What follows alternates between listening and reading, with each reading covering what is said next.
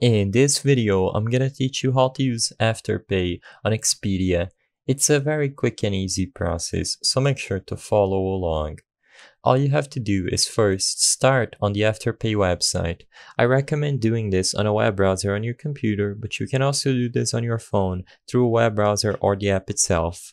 Within the Afterpay website or app, simply look for Expedia and the brands, and Expedia should immediately pop up because this is an officially supported brand by Afterpay.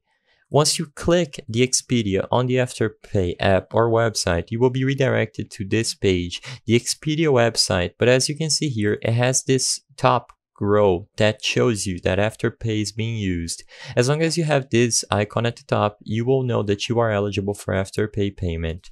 Look for the flight, stay, whatever you want inside the Expedia website, and once you go through with the process to payment, select Pay Now and then scroll down and you should immediately see on the payment method Afterpay already selected.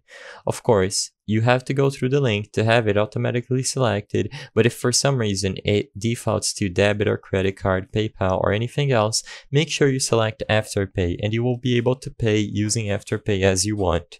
I hope I was able to help you on how to use Afterpay on Expedia.